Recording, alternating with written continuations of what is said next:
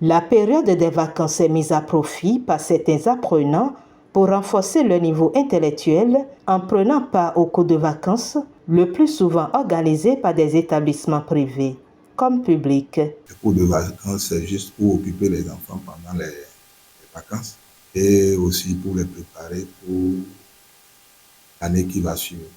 Ça permet d'éviter la loisireté trop poussée sur les enfants et de focaliser leur attention sur ce qu'ils auront à rencontrer l'année prochaine. La première des choses, pour bien organiser un cours de vacances, il faut repartir sur ce que les gens ont vu et qu'ils ont certainement eu le temps d'oublier.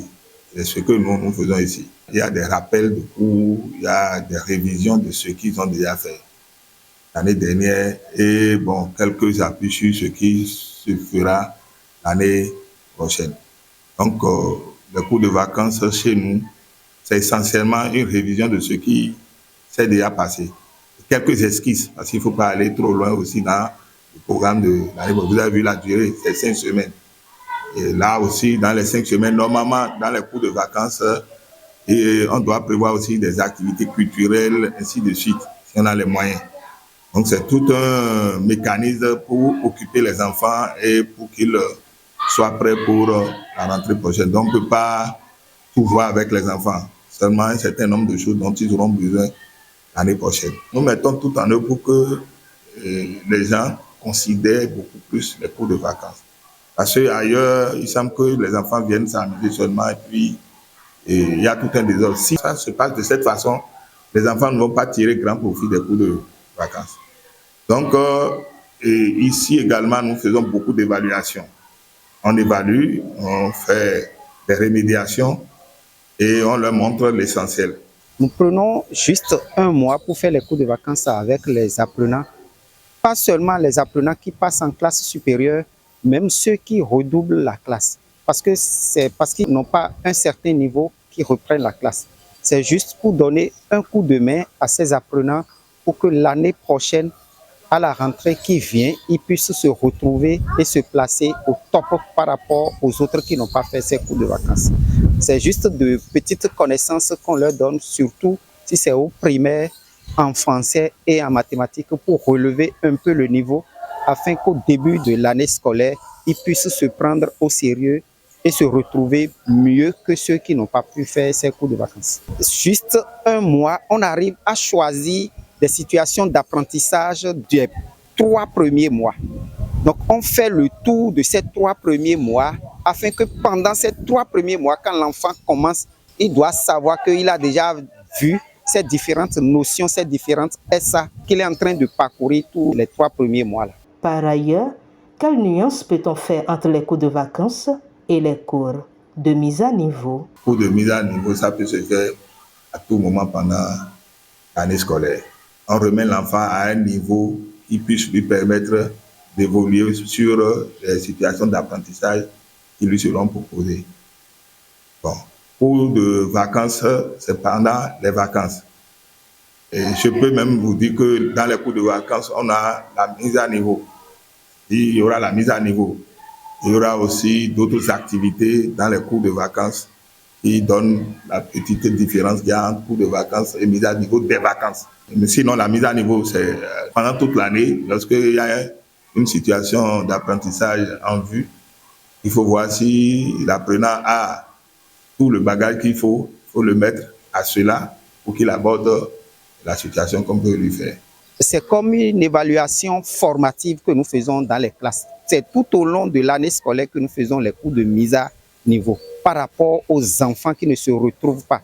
Mais ici, pour les cours de vacances, c'est spécifiquement pendant un certain temps donné et on arrive à parcourir un certain nombre de situations d'apprentissage afin de permettre à l'enfant de rehausser un tant soit peu son niveau. Démarrés depuis quelques semaines, les cours de vacances tendent déjà vers la fin et c'est le moment pour les responsables d'établissement de s'adresser aux apprenants et leurs parents. Je vais demander aux parents qu'après le cours de vacances, il faut que les enfants continuent de lire, tout au moins de réviser encore tout ce qu'on a fait avec eux.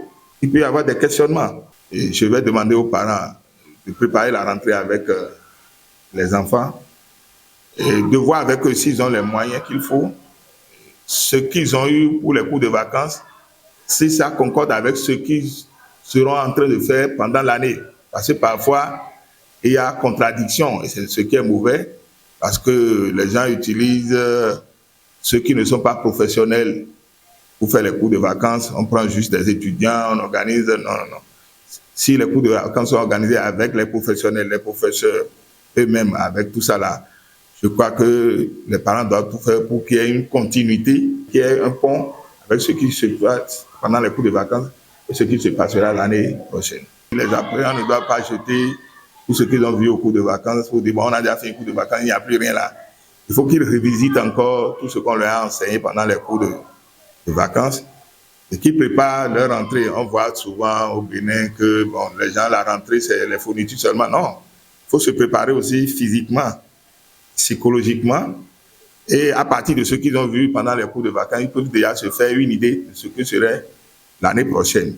Donc, il ne faut pas qu'ils jettent aux oubliettes ce qu'ils ont vu au cours de vacances. Et je demande aux autres de continuer à travailler pour qu'ils tirent meilleur profit des cours de vacances et qu'ils se disent que les cours de vacances ont impacté les résultats l'année prochaine.